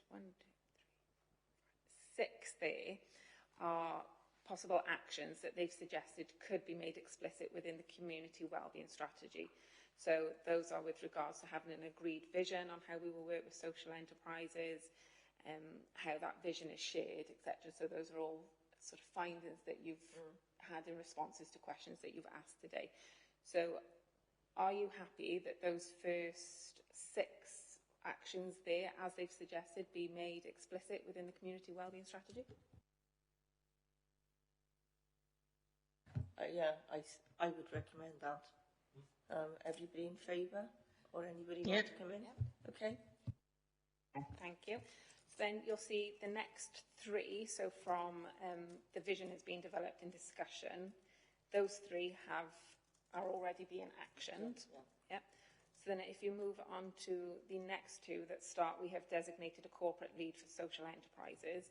So they have put that if the vision was set out, as you've agreed in those earlier actions, and put in the community wellbeing strategy, that the strategic director, adults and communities would be responsible. So those next two actions, again, they lead on from the first few that you've agreed to adopt, so you're satisfied that that would be adopted?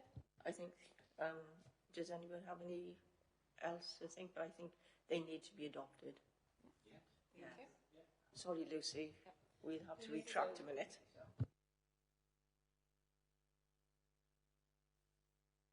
Okay.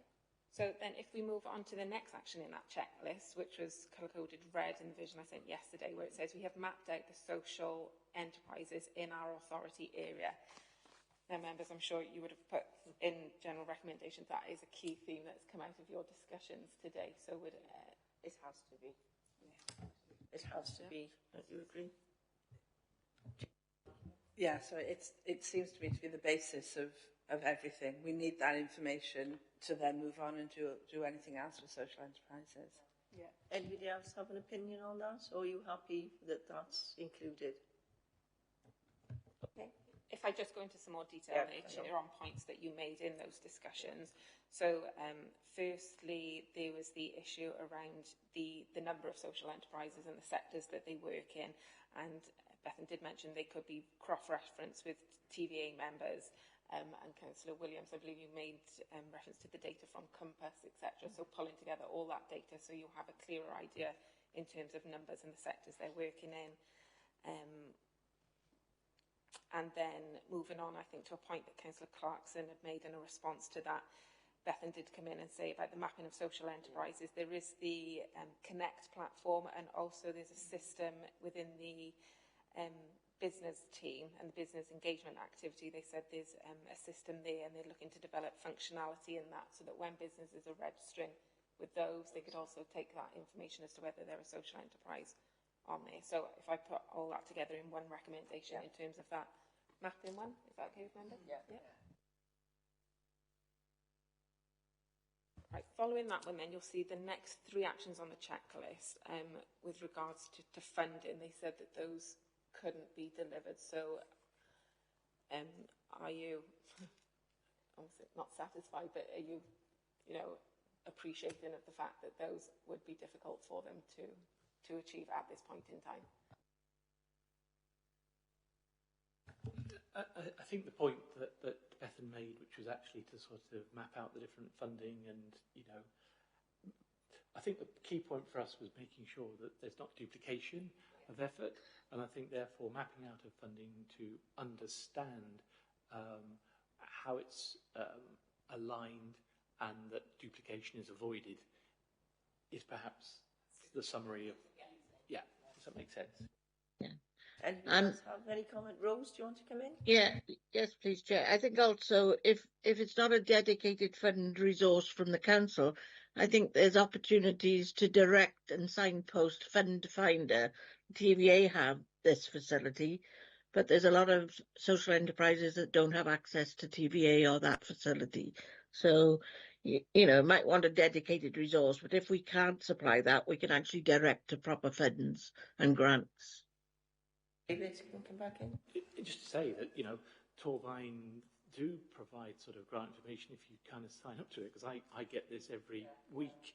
I'm sure, others, colleagues do as well. So it's promoting the awareness of that, which is something that's in our power, probably. Yeah. Sorry, because I think that might be the same emails that I get. I wonder, just a question, is that too much information? Because then they'll be told about a lot of grants that they can't apply for. So should it be signposting them in the right? Signpost them to the right ones, though, because if they just got the emails we got, they would go, just as an example, well, there's 10 grants on there. They read carefully through them, and none of them applied to them. So I'm not sure if that's the answer for them to sign up to that. I think there has to be better direction to the right organisations who can provide the right thing and provide better information on whether it comes through us, but there has to be a better system of showing these people, directing these people. Yeah. I just worry at this stage you might find that you've received an answer that more bespoke support is a resource that they can't manage at this stage, rather than a more general communication of grant availability, I would think. I think that's what I've heard. Yeah. It's a difficult scenario, isn't it, for us? If I make a recommendation in terms of they explore methods for promoting availability of funded resources. Yeah, I think that's the best wording, exploration for us. So then the next two, from we raise awareness of the benefits presented by social enterprises, those again they suggested could be added within the community wellbeing strategy, so you're satisfied with those two? Yeah. The next two then, from we have a clear and effective relationship with our CVC, they were both marked as actions that are already being taken. The next one then, which was suggested one that they would find challenging, which was we have a set SMART objectives and actions on how we will support and promote the growth of social enterprise. Now, they have suggested in the checklist that this could be considered as an action in the community wellbeing strategy. However, it should be noted that there is no specific resource to deliver this approach, and objectives will have to be designed around the resources available. So, members, do you have any recommendations on that specific? Thoughts on it? Yeah, I how we get into being. Yeah, my first point would be that it's a little bit prescriptive. You know, at the end of the day, you're providing support, and people will tell you if the support is helpful or not. Putting it in some kind of categorisation, does that really help? Is support helpful or is it not? And that's what it boils down to for me. It's all boiling down to resources, what we can offer and what we can deliver. And if we haven't got the resources, we can't deliver. So there's sort of a green area, isn't it? Grey area. So you're satisfied at this stage that isn't a priority objective? Jane. So just to get it clear in my mind, because it doesn't, perhaps I'm not quite understanding what this says, because it seems to me that that they will and should support and promote the growth of social enterprises. So why not have a set of objectives to monitor that against? Because again, it's all coming down to budget resources to have someone to commit it or to do it. David? If I might make a suggestion, it might be to actually annually survey those enterprises to see if they're happy with the support they're getting, which is a simpler exercise than trying to set sort of a kind of, you know, are we doing this in a smart way? It's just a suggestion. It sounds very sensible, because being such early days, it's difficult to be sort of really objective about this at this point in time. It's going to develop over time, and during this process of gathering information and mapping more clearly.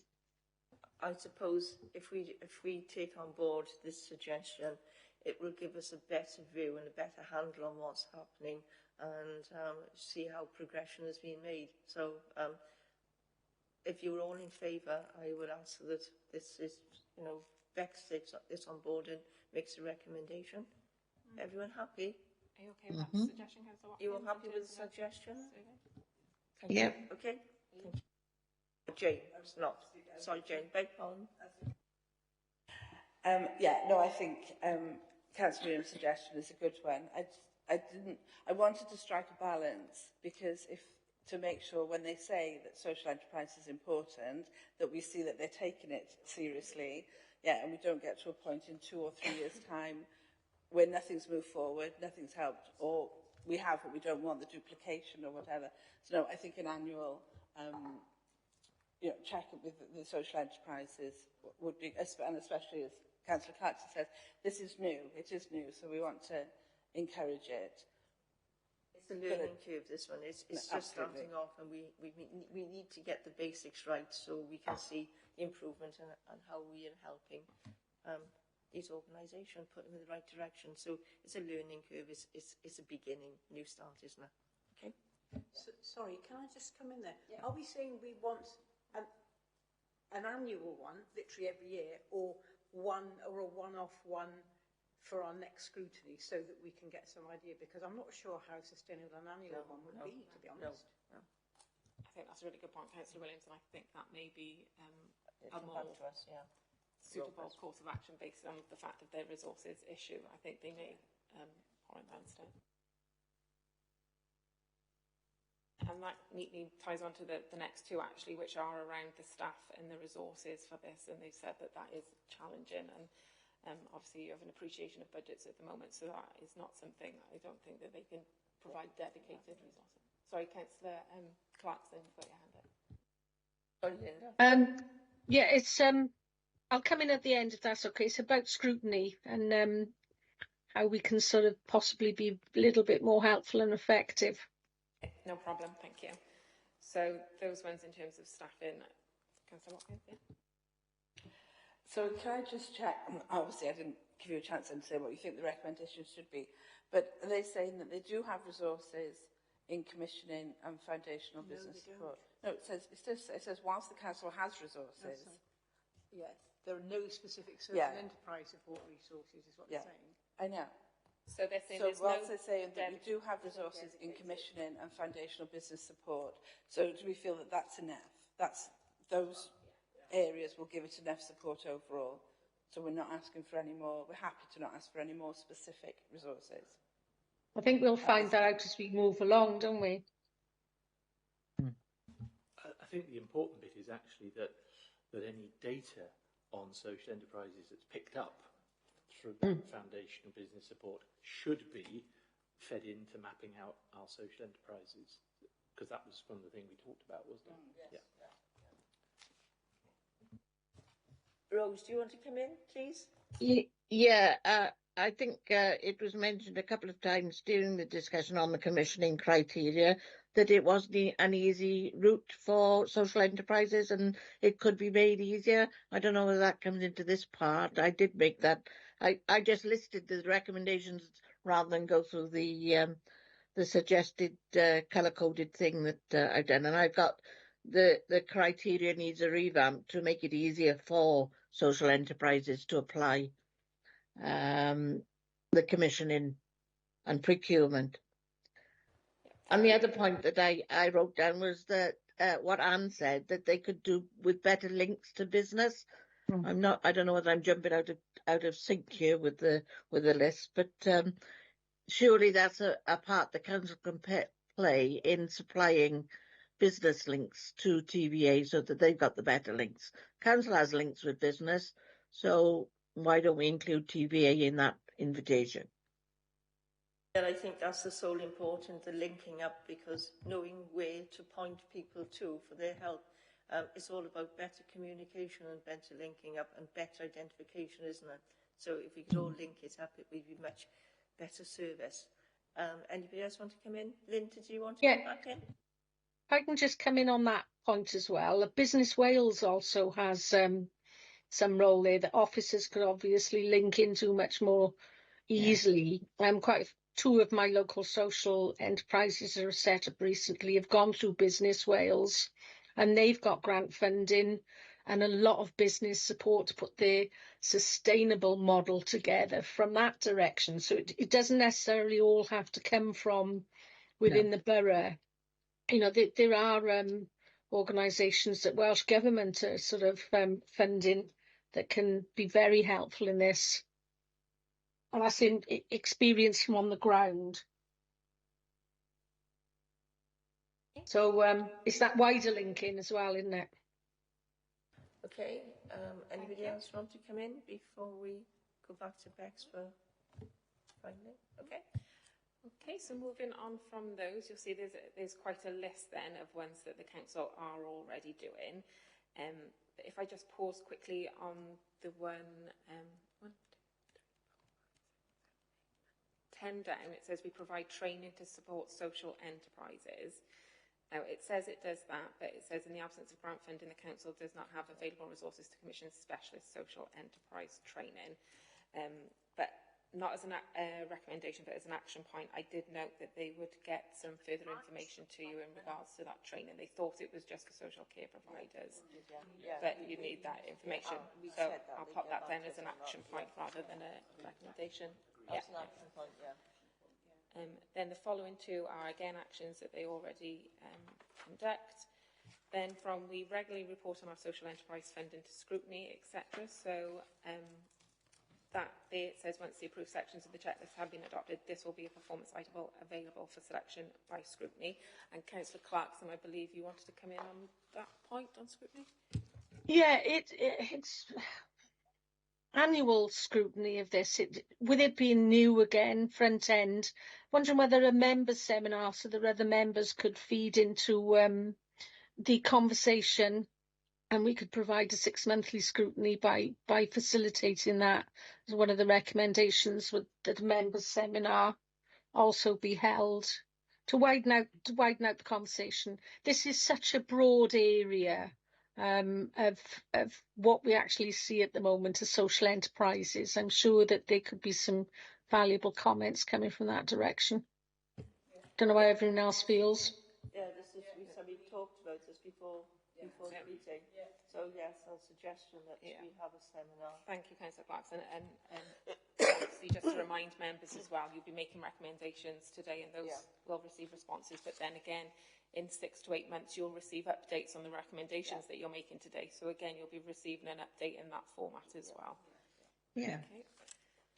So then, moving on to the last page of items, the next two were actions that are already taking place from reporting on the work. There was only one more that was one that we would find a challenge, and that was we draw on the expertise and knowledge of social enterprises designing new services. So it said there to Ovine Voluntary Alliance are partners in our community wellbeing strategy, which aims to transform how we design and deliver services. The council will work with TVA. So although they're saying it is a challenge, they are willing to, going to look at ways in which they can progress that. So are you satisfied? Yeah. You happy with that? I think it's important that we, find ways. I think this ties in a bit to, the checking out whether there is an existing forum, which was a point that was to be checked, I think, was an action point. And if there is, then is this an opportunity to use that forum to make sure that,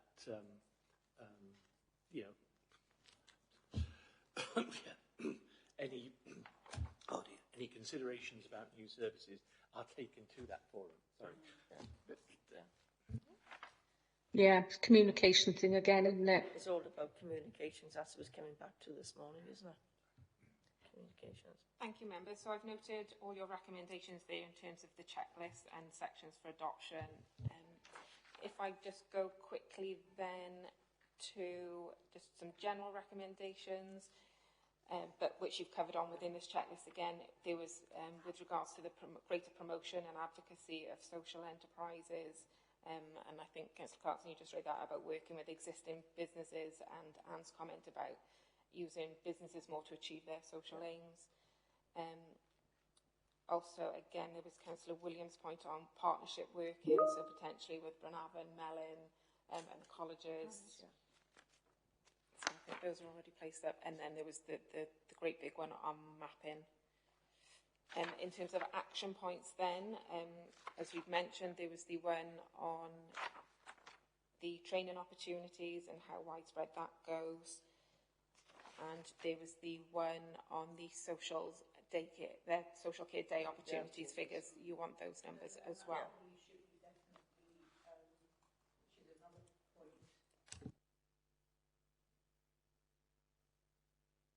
That information will definitely have to come from social services. And I don't know whether in the recommendations that or actions that we need, it's about making sure or supporting that communication across departments, because clearly it's not within the reach of any department to gather the information. So I think we need to make sure that support that, make sure that that's happening, that kind of cross information. It's universal, yeah. I think that can be quite well addressed in terms of that earlier recommendation that the Director of Communities, etc., because obviously they cover social care as well now, if there is that named head, as it were, that's where the responsibility lies, I would suggest. So we just might need to make that explicit. Capital spending, didn't we, for helping? But that was how they can possibly tap into different grants using innovative grants then. But I mean, this is something that I think we need to keep in our minds, the help that may be needed, but how we get around it. I'm not sure how, in terms of actions and scrutiny, It that's doesn't go such into a it. difficult It one. is. I think that's almost down to TVA role, isn't it? TVA. Yeah, I think so, because it's too specific. Yeah. Trouble is, we seem to be putting a lot of things on TVA at the moment, but it's all about working together, isn't it, to achieving what we want. Everybody else, sorry, Chair. Just on your point, we do pay a lot of money into TVA for this type of support. That's what our grant to TVA is all about. Yeah. Anybody else?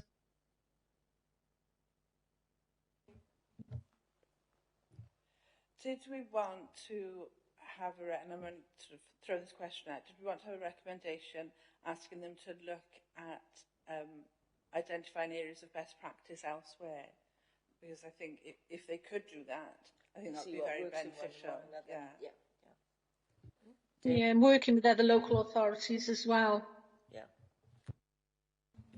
Everybody's learning at the same time, aren't they, at the moment? So I'm sure as collectively. David, do you want to go in? Yeah, I agree. I totally agree. And I think that ties back to Rose's point, which is actually about sort of, looking at what can we learn about best procurement practice, working with partners. I think it's being quite specific, picking up your point, Rose, and opportunities. And I think that picks up your point as well, Jane. It's actually about sort of what are others doing and what can we learn from, particularly any scope for regional approaches to procurement, given the regional procurement office that we now work within.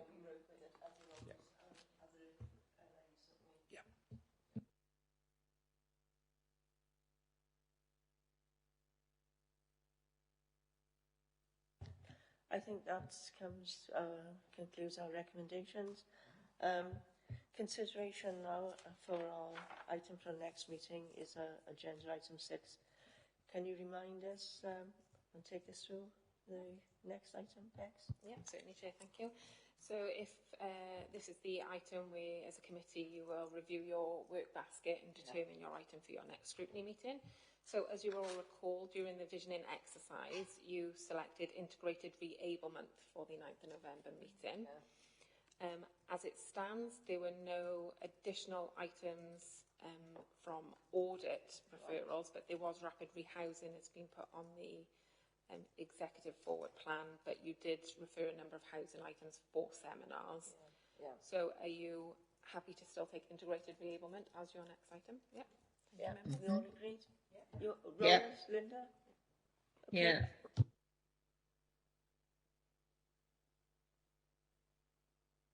Okay, well, all you need to say is the date of our next meeting, which is going to be Thursday, November the 9th at 10 o'clock.